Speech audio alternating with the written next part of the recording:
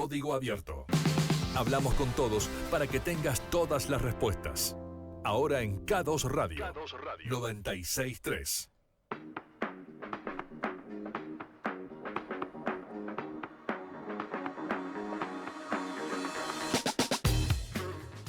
Volvimos, estamos de vuelta en K2 Radio y ahora con la entrevista con Demian Ledesma, secretario general de la CGT de Necochea. Demian, buenos días, ¿cómo estás? Buen día, ¿cómo estás, Cuca? Bien.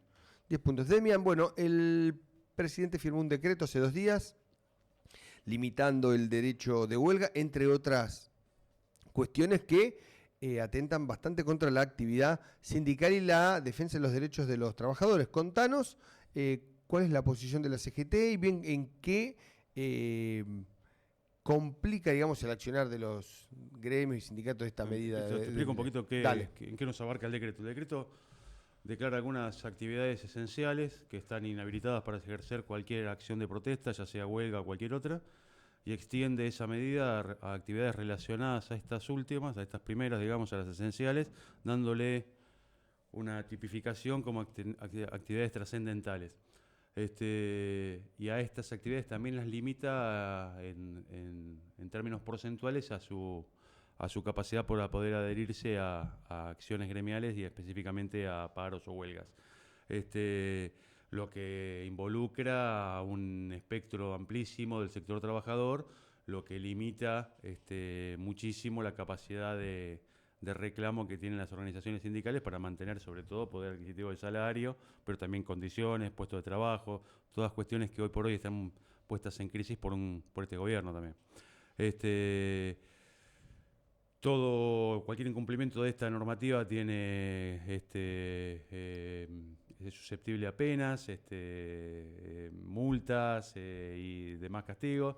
Por lo tanto, es una avanzada contundente y evidente contra la capacidad de defensa de las organizaciones sindicales en una etapa que, repito, es una etapa compleja. Vemos lo que pasa en Tierra del Fuego, vemos lo que pasa con el sistema productivo en su conjunto, vemos lo que pasa con la industria, con los sectores de la producción, con el empleo público. Entonces, consideramos que la medida es, por supuesto, violenta, discrecional y agresiva hacia con los trabajadores, pero al mismo tiempo es autoritaria, antidemocrática, porque es un decreto que elude al Congreso de la Nación, el diálogo, la discusión, el consenso, la opinión de los demás, y que se enmarca dentro de el exitismo que les ha provocado la escasa victoria que consiguieron en la ciudad de Buenos Aires y que bueno, encadenó los anuncios y los sucesivos anuncios de la semana que estamos cerrando hoy, donde por más que uno busque y busca, no encuentra nada que favorezca al conjunto de la sociedad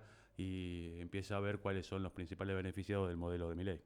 Seguro, Demian. ¿Tienen previsto algún tipo de, primero, reunión con el Ejecutivo Nacional, la CGT? Mirá, estuve escuchando las declaraciones de Daer y no hizo ninguna definición ni sobre las reuniones, supongo que no, porque no creo que esté... primero, no creo que esto se resuelva con reuniones. Claro. Parece que la CGT tiene que tener una posición de confrontación directa, un plan de acción, una lucha sostenida. Los titubeos que había en algunos sectores sindicales cuando se llevó adelante la última medida de fuerza de carácter nacional, el último paro nacional del CGT, con esto queda evidente que no había ningún motivo para dudar, había que llevar adelante esa medida y consolidar un bloque unido de todas las corrientes del trabajo, formal e informal, para intentar por lo menos dar la batalla.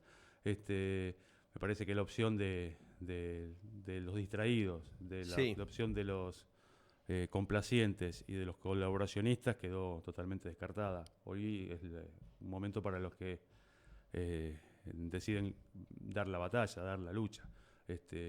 Lucha que, por supuesto, estamos a la defensiva porque somos los agredidos, pero claro, que tenemos que resistir y tenemos que dar. ¿No baja todavía ese discurso de la central nacional, digamos? ¿No se ha convocado a una marcha, un plan de acción ni nada? Hubo 3 paros generales del CGT en poco tiempo, que en términos estadísticos no es poca cosa. El impacto que ha tenido tampoco ha sido demasiado, para tratar de ser justo, ¿no? O sea, es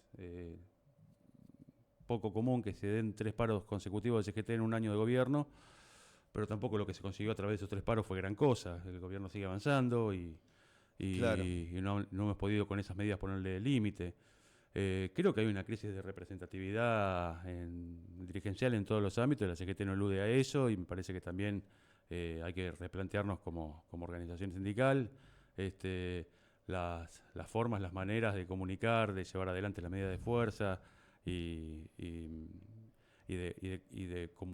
sobre todo de comunicarnos, del diálogo que debemos tener naturalmente con nuestros compañeros de base, porque el mundo del trabajo se dinamizó exponencialmente en estos años. El conjunto de trabajadores a los cuales nosotros representamos también se dinamiza. Sus formas de comunicación, de ejecución de acciones también son distintas. Las estructuras como las nuestras, que son estructuras muy pesadas, y tienen la potencia de su historia, de ese peso, también tienen a veces la lentitud que esas Claro. estructuras, que esas historias imponen.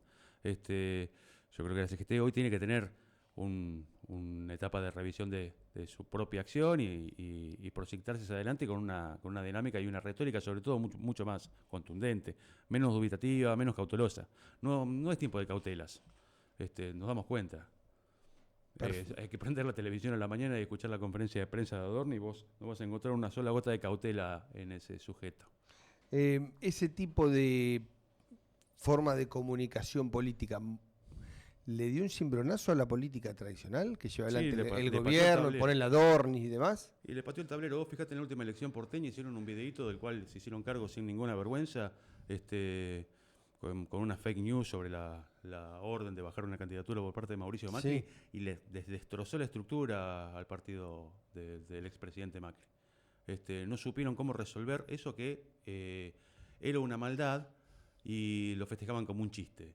Claro. Y provocó indignación, ofensa y una serie de emociones que al final no fueron compartidas por su electorado. Claro. Y ahí se notó claramente que hay una política que maneja un lenguaje que ya perimió y hay una política que tiene otro código. Tal vez no sea el mejor, pero Sí, que es no. el que impera hoy. Perfecto. ¿Y eso lo ves en otros sectores o en otros países vos, digamos, como Sí, en observador todos político, lados, ¿no? Como pasa en todos lados, sí. La lógica del todo o nada, de la polarización extrema, es una lógica que está instalada en Europa ya hace tiempo. Nosotros estamos muy cerca de España por una cuestión de lenguaje y Vox es la referencia, pero Orbán gobierna a Hungría hace ya un tiempo y es la ultraderecha de los países de Europa del Este, el más representativo. Hace muchos años que la ultraderecha francesa tiene posibilidades de acceder al poder y por coaliciones de último momento, maniobras políticas de último momento no lo logra. No lo logra. En Latinoamérica tenemos varias expresiones de ese mismo ideario. Hay un viraje autoritario en sociedades que se han enemistado con la necesaria lentitud que tienen los procesos de consenso. Yo creo que por un lado es justo que uno después de muchos años de un proceso democrático como el nuestro, empieza a esperar resultados evidentes y tangibles, pero me parece que es injusto pedirle a las resoluciones complejas de la política resultados que tiene un videojuego en las redes sociales. Claro. Y me parece que hay una sociedad que cree un discurso también alimentado por la política de que te resuelvo todo en los primeros 6 meses o 5 meses de gobierno. Yo lo vengo diciendo hace un montón, acá en nuestro distrito, espero que este año no, porque son las elecciones legislativas, porque la verdad que me cuesta mucho metabolizarlo, pero en las elecciones ejecutivas he escuchado promesas de campaña que han sido claramente imposibles de cumplir y fueron las más votadas. Puentes, túneles subfluviales, edificios velas, ¿cómo se llama? Aeropuertos. Y vos no vivías en Necochea cuando prometieron el autódromo de Fórmula 1. No, no estaba acá, eso fue hace más tiempo. Pero bueno, claro, digo, y yo no, me parece que por lo menos con las personas con las que yo converso todos los días, ninguno de ellos tiene la credibilidad suficiente para convencerse de que eso era posible. Sin embargo, esas opciones fueron las más votadas en su momento.